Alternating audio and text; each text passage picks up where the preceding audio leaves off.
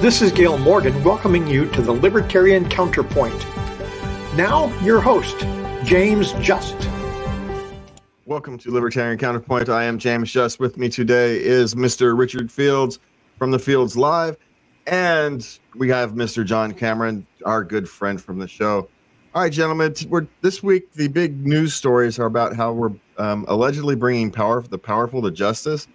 But as an article in Reason makes clear, we're only kind of bringing the anti-establishment powerful to justice, right? The FBI has made inappropriate use of the foreign surveillance program again to spy on millions of Americans, but yet nobody's being held accountable for this violation of not just the Constitution, but law. And they're not holding, so no one's being held accountable, but yet they're telling us that the Justice Department is holding people accountable, but they're not holding themselves accountable. And I think this is part of the problem of this growing distrust and disintegration of society. Kind of, am I wrong here, Mr. Fields? Yeah, I mean, it comes back to, everybody's guilty of a felony, 3 felonies a day. If you want to make trouble for somebody, show me the man and I'll show you the crime. That was an old Russian saying. And I'm all in favor of President Trump being arrested for election interference and so forth and so on. I celebrate looking at his mugshot. But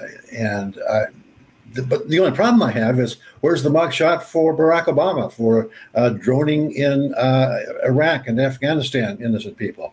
Where's the mugshot for Baby Bush for lying about weapons of mass destruction in Iraq and causing hundreds of thousands of Iraqi deaths, not to mention thousands of American deaths and post-traumatic stress syndrome? Where are the mugshots for Bill Clinton for bombing Serbia, of all places, to distract from the attention that was being received because of Monica Lewinsky? Where is the mugshot for H.W. Bush for starting the war in Iraq in the first place, the first war in Iraq, after his ambassador to Iraq, April Glaspie, directly told Saddam Hussein that you can invade Kuwait, we don't care, it's not our issue. Where are you can go back farther in history. The law is being applied selectively, and the question is whether or not the law should be applied uniformly, in which case all of us are in jail, or if the law is wrong in the first place. Oh, I would add what's going on, with the current administration. But I guess we'll talk about that in a little bit more depth. But I'm very concerned that our country now feels like the things that we used to point fingers at in other countries, that it always existed, but it wasn't as obvious and as, I don't think, politically driven. The FBI and the CIA and NIA and all the rest of that, protected those in power kind of equally. It didn't matter what their ilk was, whether they were Republicans or Democrats. But now there seems to be a pretty one-sided witch hunt, The Biden administration is doing basically stuff that's just patently illegal, much less unconstitutional, not even being called on in the mainstream press. So I don't know what history is going to think of this, but it feels like the partisanship, even though both of the major parties are pretty much the same, but the violence that they're let me rephrase that. The vigor with which they go after one side over the other, one or the perceived sides over the other, seems to be misplaced. Yeah, and it's not just the vigor; it's the publicity of they do it. Right? They essentially out to ruin people's reputations. They don't actually care if they get a prosecution. They don't care if they get a conviction. It's running people through the process. Is that a warning sign to future anti-establishment people? So hey, we're going to run you through. We're just going to run you through the proverbial rectal exam until we find something on you, right? Is that what they're going to do for someone who comes in and tries to disturb the apple cart too much? Is that a potential, well, shall we say, from the from the perspective of the government, is that a potential benefit of all this? That you're less likely to have someone from the outside now come in and try to change things. Well, draining the swamp, yeah. And saying you're going to drain the swamp is a dangerous thing, because a bunch of generations of critters have been swimming in that muck and making fortunes off of it for, Eisenhower warned about it, and just one piece of it, the military-industrial complex. Now we have all sorts of other complexes, what is it, the sixth or seven highest zip codes all surround DC. That's messing with those people. You're going to have a target on you. So if it could be a firebrand from the supposed left doing it, and from an outsider, but as long as it's part of the club, then they'll go along with it. There's even a country song about it now, Rich Men North of Richmond. Yeah, that's who they're talking about, which is kind of funny. But we're talking about some of those rich men north of Richmond. Joe Biden has, the whistleblower from the FBI, Devin Archer, has alleged that Joe Biden joined Hunter Biden's meeting with foreign business associates over 20 times. And, it is clear that Joe Biden's influence peddling should at least be seriously investigated. And do we think that it's actually going to be seriously investigated, I suppose, is the question. Before Joe Biden started showing advanced signs of senility, he spoke at some confab. He was on a panel discussion where he actually bragged about firing the prosecutor who was going after Burisma in Ukraine, while his son, Hunter, was on the board of directors in Ukraine and engineered that firing. He is probably, I hate to say the most corrupt, because most of our presidents are corrupt in one way or another, but he certainly fits the mold of just ongoing and thorough corruption. And it's obvious. I mean, Hunter Biden is such a poster child for being the bag man for his corrupt father. It's just amazing. But nothing happens, and nothing will happen as long as the specter of Trump is on the scene. Well, I think nothing would happen even if the specter of Trump was off the scene. He's a nice distraction. And if you look at these cases that are being brought against him, is he a bad man? Yes. Is he an idiot? Yes. He could go on and on and on. But based upon, the RICO charge that's coming up, it doesn't hold water. I mean, but RICO is worded so that if I asked you about the legality of something and then later did something that was illegal, because you had a conversation with me on the phone about it, you would have conspired with me to commit the crime. So, we want to get rid of a law. The RICO law has been, it's been nasty from the get-go, but it's certainly being misused. But anyway, the only thing good about the RICO law is that is that Rudy Giuliani, who was the famous enabler or the famous user of RICO laws back when he was making his name as an attorney or as a U.S. attorney, got snared by RICO. That's the only thing good I can say about RICO. Otherwise, it's just a conspiracy law. If you're conspiring, you're guilty, and whether a crime gets committed or not. Yeah. Well, so talking about conspiracy, actually, Richard, brings us to our next topic, which is your fields here. You mean the report from the fields? Yeah, we got your report from the fields because Well, I'm going to report on the most important news of the week, and you may or may not have actually heard this news. The most important news of the week is at Lahaina, and how Joe Biden went to sympathize with the people and ended up mumbling, I should say, about how a kitchen fire turned into a conflagration that almost burned his 67 Corvette. Is that it? Is the biggest story of the week the mugshot of ex-President Trump? Is the biggest story of the week the so-called debate among GOP candidates? Maybe the big story of the week is how NVIDIA and AI has moved NVIDIA to the most valuable corporation, or one of the most valuable corporations in the world, and just a huge stock market success.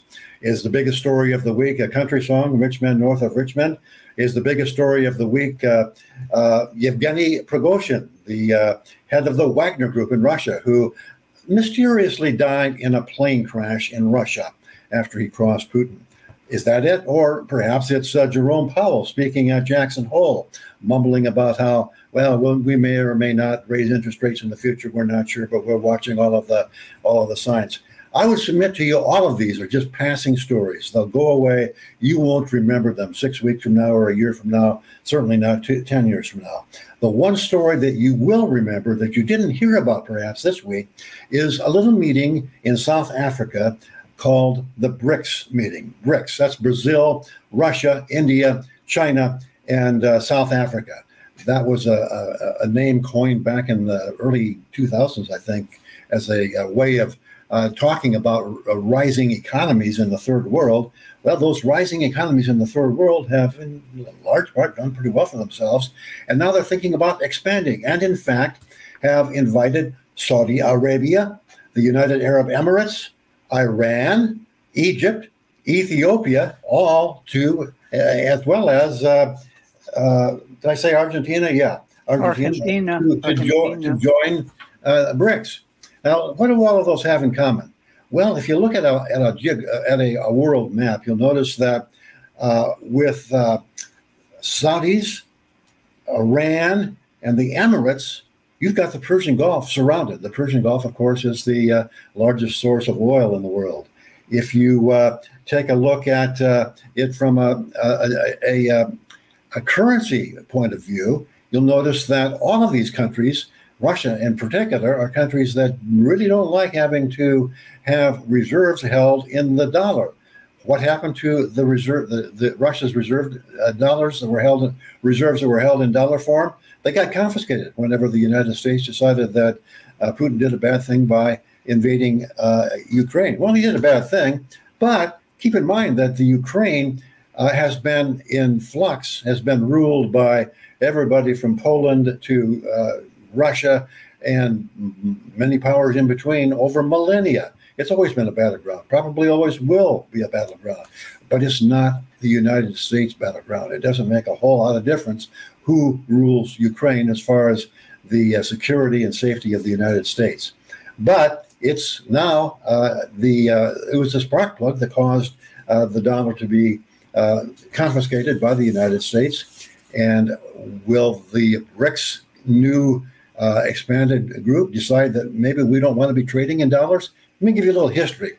Why is the dollar so important in world trade? Why is it so important to the United States? Well, the dollar used to be pegged to gold. It used to be based on gold. President Nixon ended that back in 1971 when he took the dollar off the gold standard. And shortly thereafter, Henry Kissinger, his Secretary of State, made a deal with the devil, with Saudi Arabia.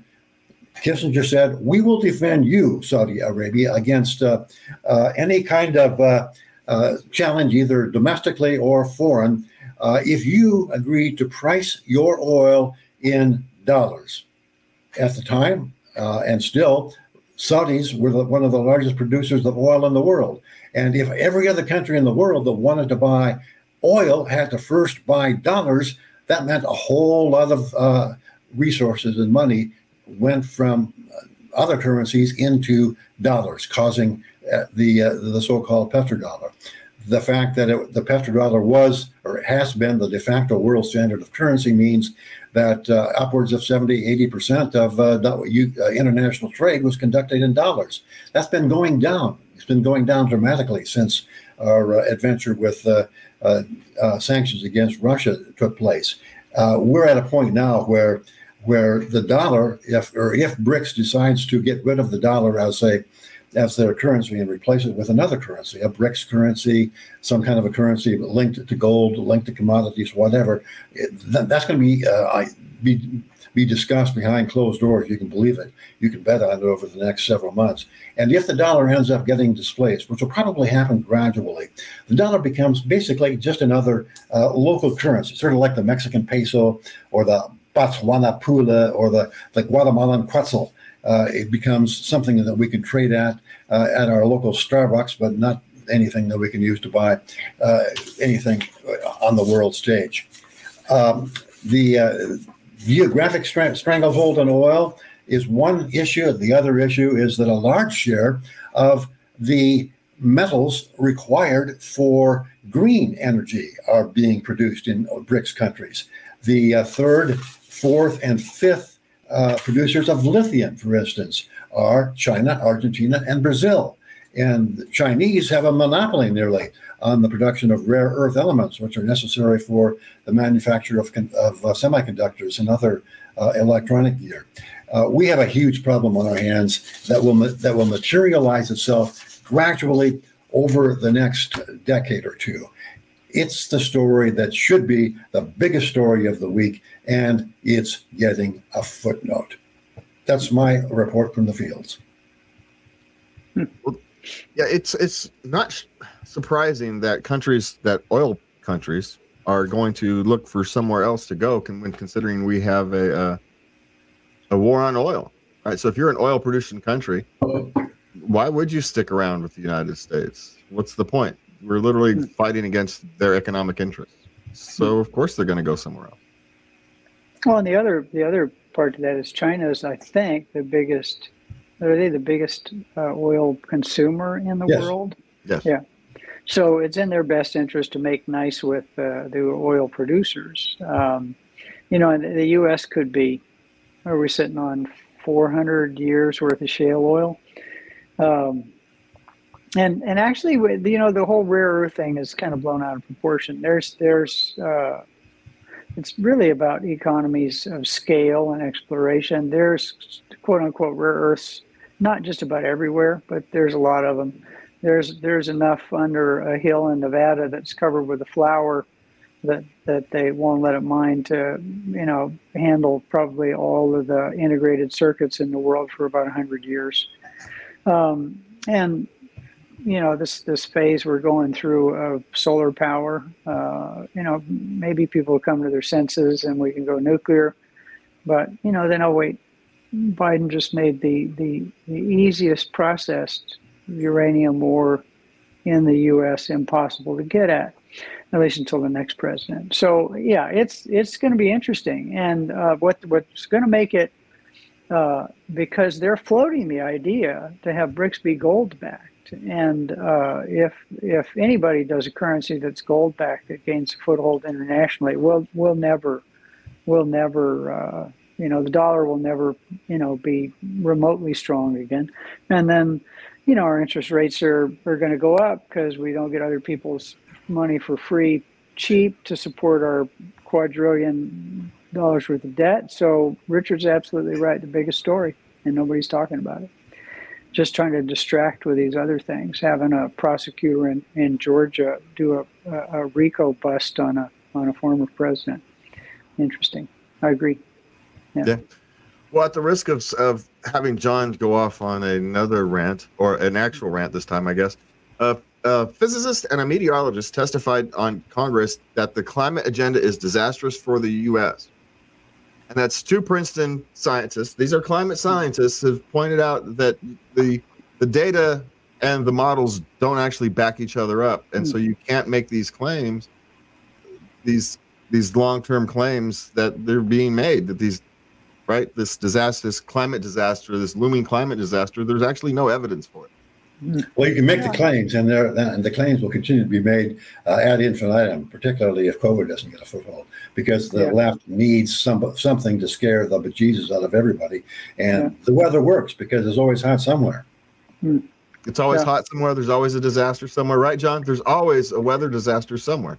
Yeah, always. And actually, based on the science, they tried to blame the Maui thing on global warming. And, it's hurricanes and mismanagement, malfeasance, misfeasance. Misfeasance, not malfeasance. I don't think the guy, turned the water off there to have people burn up. He was just an idiot, like anybody else in government.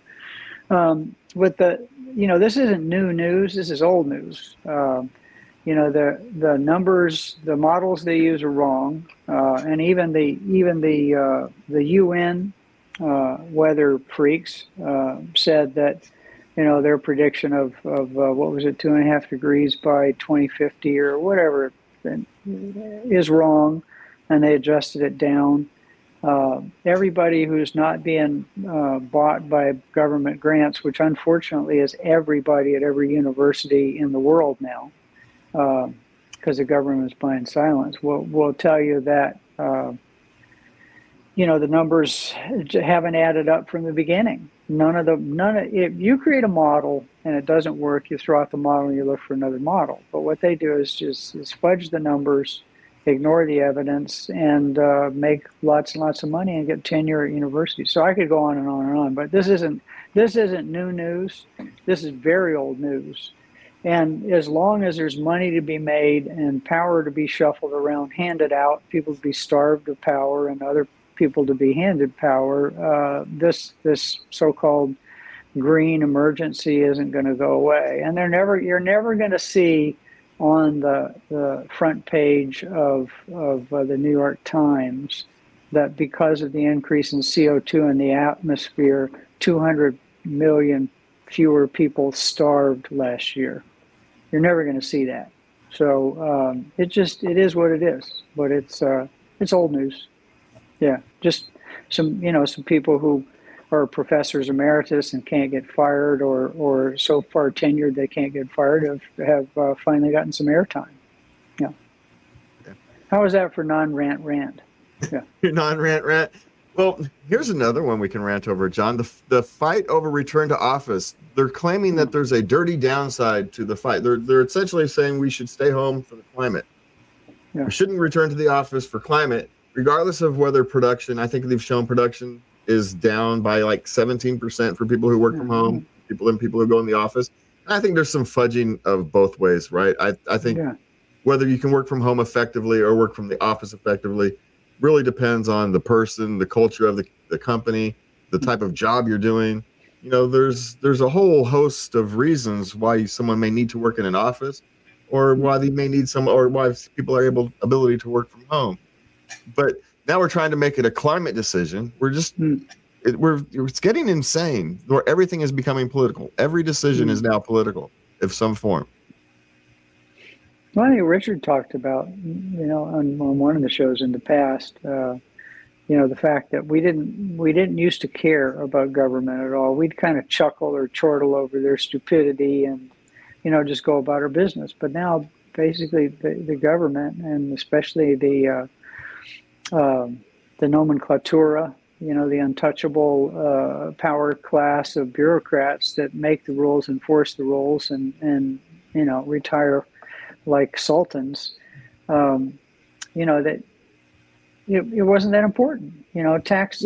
Yeah, I mean, you mentioned the military-industrial complex, and alluded to the fact that that's just a start. We now have an educational government complex. We have a health industrial complex. We have a pharmaceutical industrial complex. We have, it goes on and on and on. The big one now is the climate. Climate, yeah, absolutely. Yeah. And the whole climate thing, I mean, Al Gore, was predicting that we'd be covered with the Miami would be underwater, but now I forget exactly what he said, but it was nonsense. That little girl from Sweden, same thing. All of the predictions have gone up in carbon dioxide, and nothing has come of them. Yeah. And that will continue to be the case. But we have to admit, climate does change. Yeah. Do humans cause climate to change? Maybe, maybe not. Who knows? But it changes so incrementally and so slowly, and leaves so much time for humans to adapt to the changes that it really is a non-issue. If we have, I always used to say, sugar cane in Siberia, what's the problem? Well, I absolutely agree. And it's just when you talked about one of the benefits, tie it back in, one of the benefits of people staying home to work is that all the people that have no social skills, as a matter of fact, if they actually try to interact with people in an office setting, they'd probably be fired for something or other, can actually have jobs now. But you're right. There are people, my wife is a perfect example. She is exorbitantly wonderfully productive from her office at her standing desk. She does the work like 2.5 people. I think her bosses have said that. And there are other people who, need somebody to check in on them and make sure they're not playing solitaire on their computer all day and are actually getting something done. So, but, to tie it into climate, just like productivity numbers, you said that the Bureau of Labor Statistics came out and said people are 12% less productive working from home in general. But then again, that's also government statistics. So, who knows? So take it for what it's worth. Yeah. My only thing with this is you can't build communities when you're not together. And so you can't do that from home. And so depending upon how much community your business needs, is really more dependent on how well, I think that the government's vested interest is to isolate people and scare them. And the COVID thing got people away from the water cooler where they could actually talk about things they'd seen with their own eyes or heard with their own ears. And what did Orwell say about they tell you not to trust your own eyes or ears? But if you're sitting at home doom scrolling on the web, man, you're easy to push around and especially when the narrative is on Facebook and YouTube and all of the social media sites is being manipulated through government coercion. Happened, and, no question about it. We've got 2 minutes left, and I want to cover one subject. Last month was Milton Friedman's birthday. And so we had an article here from Fee that just said Milton Friedman would be happy. And I'm not sure I understand that concept. So I forget which one of you guys submitted this article. So can one of you guys explain to me? I did. And I think Richard's familiar with it too. But he 50 years ago, maybe longer, correct me if I'm wrong, he said that basically we got to get government out of schools and let people have different options to educate their children. And now something like 30%, 37% of people K through 12 have an option different than the standard public school where they all line up like little robots and sit in class and breathe in the predigested path, whether it's charter schools or homeschooling or pods or private schools or vouchers or all the rest of that. And when you give people more ways to educate, you're going to find better ways to educate. And I would add to that Milton Friedman was an optimist, and he would be optimistic about what's going on in Argentina with the probable election of Milei. He will be able to introduce into Argentina, of all places, an economic miracle similar to what happened when the Chicago boys went to Chile and turned Chile from a basket case economy into a thriving economy. He'd be happy to see that freedom ultimately prevails in spite of all of the psychopaths and sociopaths in government. And we are out of time. Thank you, gentlemen. Please remember to love everybody and good night.